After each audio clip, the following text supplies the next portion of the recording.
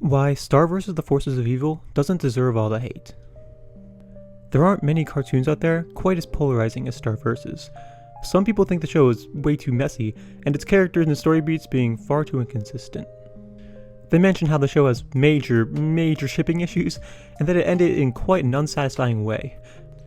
Now, while I do agree that the shipping is literally insane, and the ending was certainly lackluster, I think the show has some fantastic elements to it that really should be overlooked when observing the show as a whole.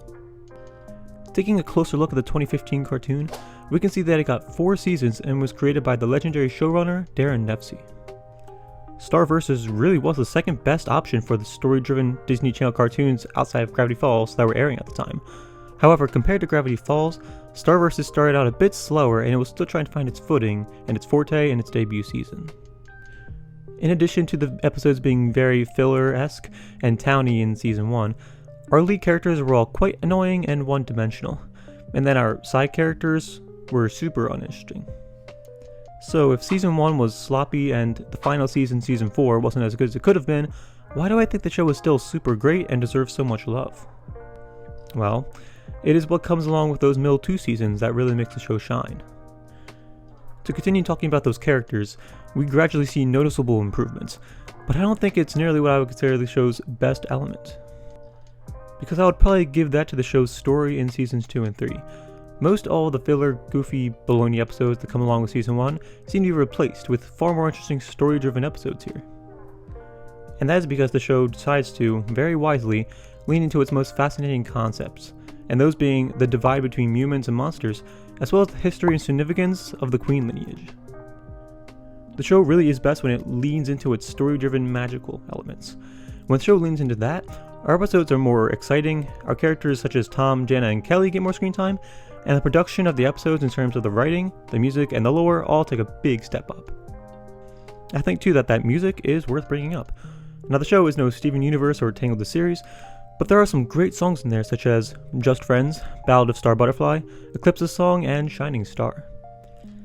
Now there's also a whole character worth bringing up, who in my opinion takes the show from good minus to great, and that is Eclipse Butterfly.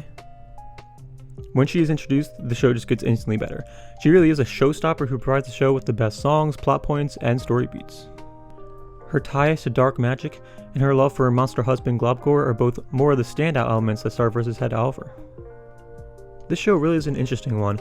It has some really low lows, but I think the handful of highs that it does have, like with the Butterfly family and the magical narratives, are better than people may be giving them credit for.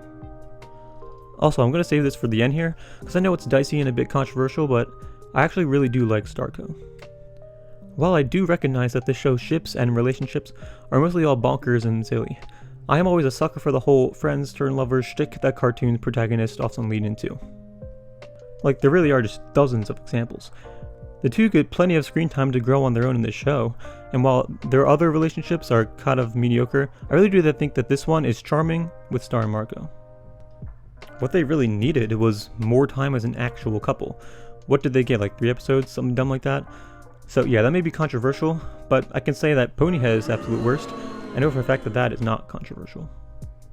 So while the show has its handful of flaws, I think that it's fair to say that Star vs. the Force of Evil doesn't deserve all the hate.